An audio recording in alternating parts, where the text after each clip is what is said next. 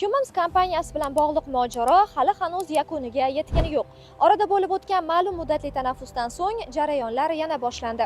Eslatib o'tamiz, kompaniyaning o'zbekistonlik investori Maksim Stetanov o'z ulushini talab qilib, kompaniya direktori Vladimir Dobryninga nisbatan sudga murojaat qilgan edi. Bugun sudning navbatdagi majlisi bo'lib o'tadi. Avval taqdim etilgan dalillar va tomonlarning pozitsiyasi yuzasidan muhokamalar davom ettirilishi kutilmoqda.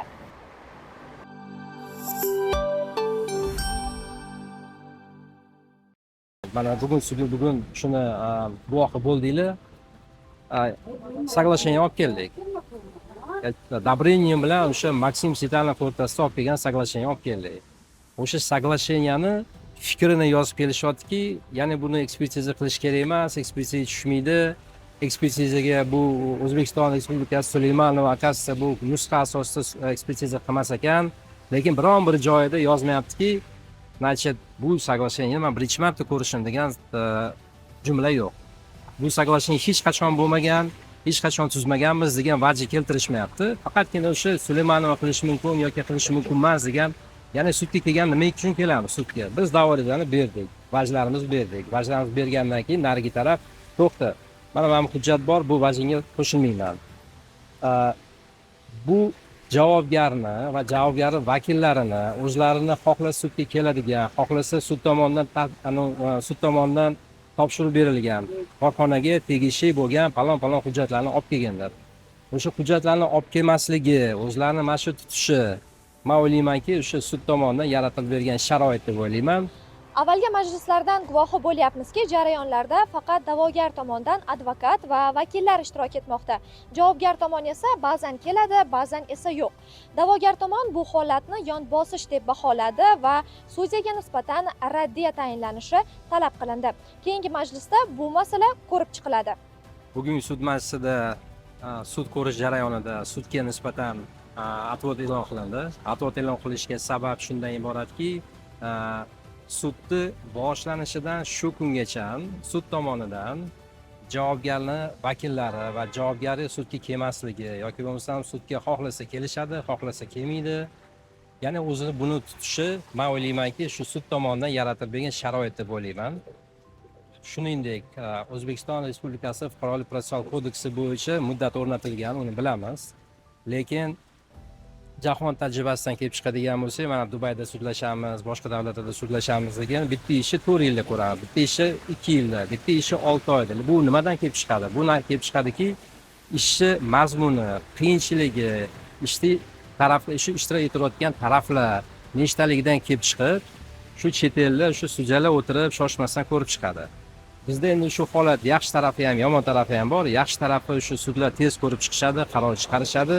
Lekin bizning ishimizda aynan bizning ishimizni oladigan bo'lsak, bu oddiy er-xotin ajratish ishi emas bu. Bu siyli kompaniya faoliyati bilan bog'liq ish bu. Kompaniya faoliyati bilan bog'liq ishni bu ushbu qisqa muddat ichida ko'rib chiqa olmaymiz. Javobgarlarning xatti-harakati, yana sudga ariza berganki, biz o'sha ko'rmasdan bizni ishtirokimizni ko'rishingizni so'raymiz deb ofitsial ariza bergan. Bir qarasangiz keladi, bir qarasangiz kelmaydi. Ularni, ya'ni o'sha javobgarlarning xatti-harakatida zloupotreblение процессуальных полномочий ko'raman. O'sha nuqtai nazardan sudga atvod berdimki, bu holatda yana bir ko'p masalalarga oydinlik kiritmasdan turib, agarda fuqarolik protsessual kodeksining talablarida men ishni tez yopishim kerak degan maqsadda bu sudda qaror chiqaradigan bo'lsa, bilmaymiz, erta u qanoatlantiradimi, rad qiladimi? Qanoatlantirgan taqdirda ham, rad qilgan taqdirda ham o'sha sudni biz xohlaymizki, sud har taraflama ko'rib chiqib, ya'ni taraflar sudga bergan iltimosnomasini qanoatlantirgan bo'lsa, o'sha qanoatlantirish natijasida hujjatlar kelish kerak, o'shalarni o'rganish natijasida qaror chiqarishni biz tarafdorimiz. Rad qilib bersa ham biz bilishimiz kerak, nima sababdan rad qilingan. Qanoatlantirsa ham bilishimiz kerak, nima sababdan qanoatlantirilgan. Shu nuqtai nazardan shu biz bugun shu iltimosni sudga atvod berdik. Endi o'sha keyingi sud majlisida ko'rib chiqadi. Bu holatlar aslida bir necha majlislardan buyon davom etayotgandi. Bunday raddiya berilishiga korxonaga investitsiya sifatida kiritilgan mablag'lar asosida yaratilgan dasturiy mahsulot qayerda? Nima uchun korxona balansida yo'q? U jamiyatga tegishli bo'lishi kerak emasmi degan oddiy savollarga javob yo'qligi va bu holatga chora ko'rilmagani sabab bo'ldi. Javobgarni haqqi bor, ya'ni o'sha protsessual kodeksi bo'yicha tarafi ko'rmasdan, ya'ni tarafi ishtirokchisi sudda ishtirok etish haqqi bor protsessual kodeks bo'yicha.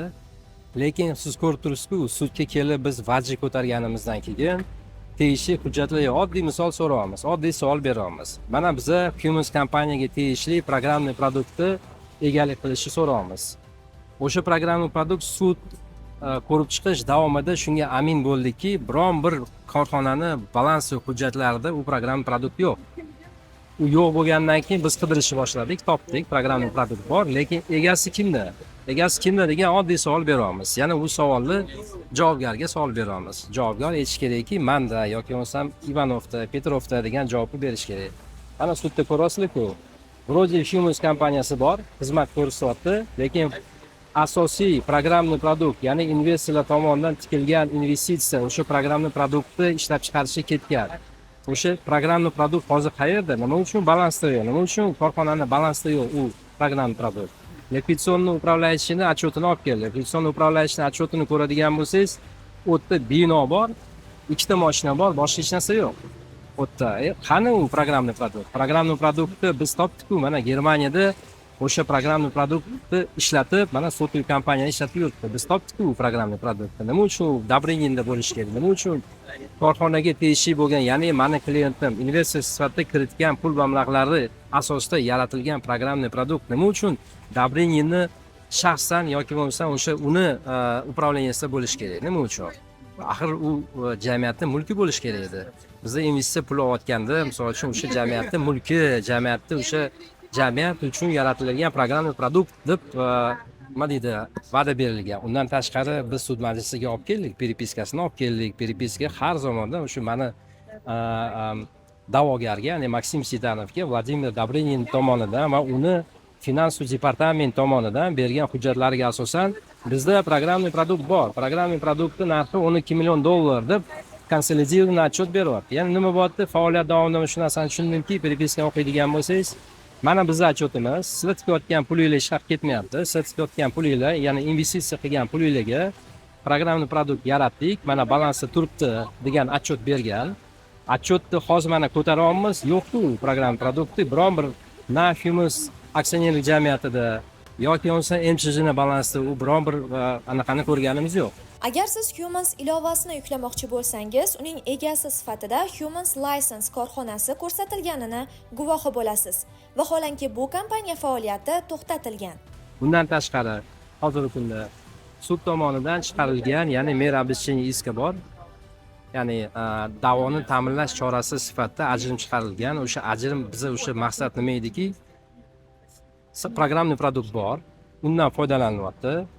Lekin sudni ko'rib chiqqunimizga qadar o'sha programmniy produktni Vladimir Dobrinin uchinchi shaxslarga o'tkazib yubormaslik maqsadida biz sudda iltimos qildikki, o'sha ajrim chiqaring, shuni arestga qo'yib qo'yaylik.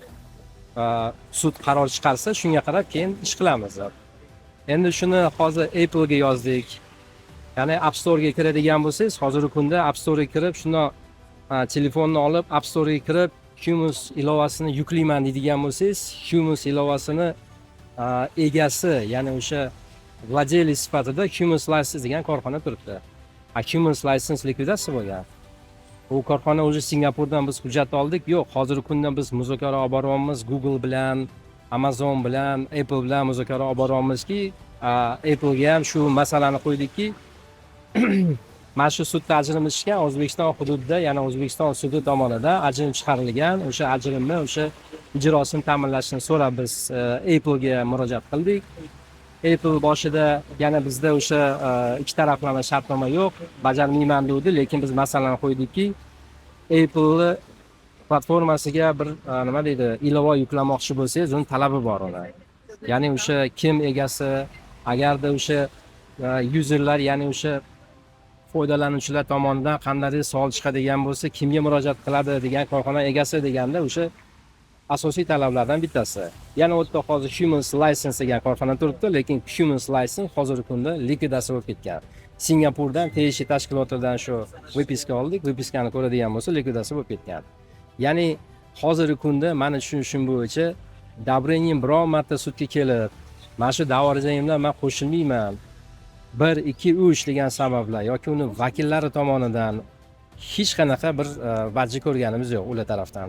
Faqatgina o'sha biz bergan hujjatlarni o'sha bu joy unaqa yozilibdi, mana bu joy unaqa yozilibdi degan shu vajlarni ko'ramiz. Hozirgi kunda muzokara olib boryapmiz. Yana bitta narsani aytamanki, O'zbekiston Respublikasida sud degan nomi bor. Ya'ni bu sud Angliya sudi ham sud, Amerika sudi ham sud, O'zbekiston sudi ham sud. Biz har doim o'sha bizni yana biz shu masalani qo'yamizki, sudni talabini bajargan.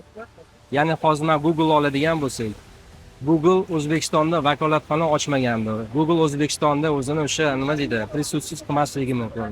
Lekin O'zbekiston xalqi foydalanishyapti Google xizmatidan. Yoki bo'lmasa Apple oladigan bo'lsa, O'zbekiston xalqi foydalanishyapti.